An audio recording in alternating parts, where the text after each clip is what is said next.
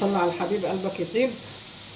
بناتي واخواتي يا رب تكونوا بخير داخل مصر وخارج مصر ان شاء الله. كده هنعمل ايه؟ عندنا باميه مفرزه، هنعمل منها ايه؟ حله باميه محترمه كده. ماشي. خرطنا البصلايه وعندنا حتتين دهنه مكان اللحمه كده. ماشي. يعني تعملها عادي اللحمه من غير لحمه مش مشكله. ماشي. احط معلقه سمنه، عندك سمنه بلدي سمنه نباتي اي سمنه، الحاجه اللي موجوده عندك اعملي منها. حط السمنه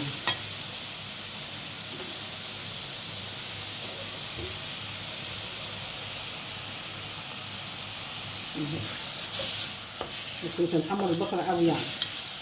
ماشي. خليها ايه صفرة كده.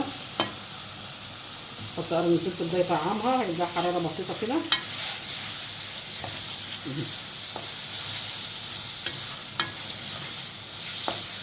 نكون البصله يعني مصفره كده مستكاوي كده، تخلي لك الباميه زي العسل. ويا سلام بقى لو تخرطي ايه نص بصلايه، يعني خرطت البصلايه حطيت مثلا نصها في التقليه زي كده، والنص التاني ايه تروح حاطاه بقى في الصلصه، تاكلي حبه باميه تحفه زي المحشي بالظبط. لو بتعملي المحشي خلطه برده وتقلي بصله وبصلتين نايين كده في قلب الخلطه، يبقى المحشي زي العسل. جربي بس الطريقه دي للباميه وللمحشي، وهتاكلي حبه باميه زي العسل وحبه محشي زي العسليه. يلا حبايبي بصي كده ايه بقت صفرة، يعني ايه داخله على الصفرات. ماشي. نحط الباميه ومفرزين الباميه دي.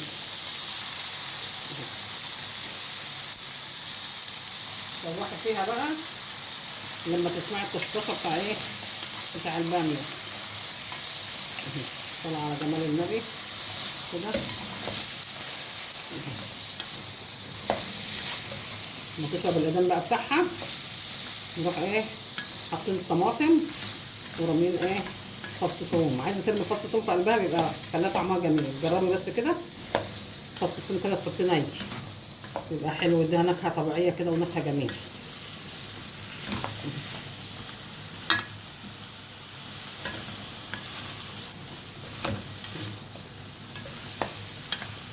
ورد الفلفل ده لو حراق لو اتفتح ده يعني لسعه بسيطه كده. انت عايزه بقى تحطي شطه حطي، عشان انا ما بحبش ايه الحاجه حراقه قوي. يعني ايه مظبوطه يعني لا حراقه قوي ولا بارده قوي، تبقى حلو. حبيبتي معلقه هريسه من اللي احنا كنا عاملينها مع بعض. ماشي. دي شطه ايه الفلفل الحلو الحراق. ولا ايه كمان حبه الطماطم.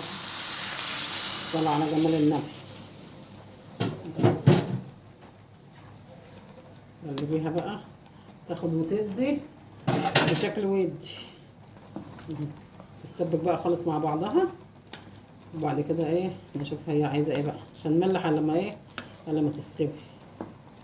ده جايبه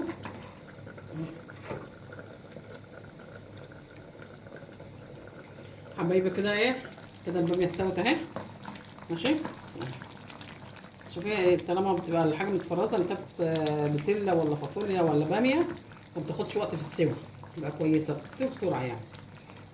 وجنبهم ايه حبه مخلل. ماشي. تاكليها بقى وتدوقيها كده زي العسل، عسل نحل. هي الباميه اصلا بتبقى مسكره اهي. والحتتين دول ايه مسمنينها كده شويه، والقرن الشطه ده ننزل الشطه اللي فيه ونخليها ايه زي العسل. اعملها بالطريقه دي كده يعتبر نيه في ني.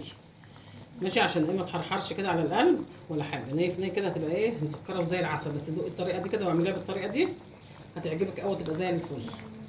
ماشي يا حبايبي اللي وصل معايا الفيديو كده لاخر الفيديو كده. ماشي.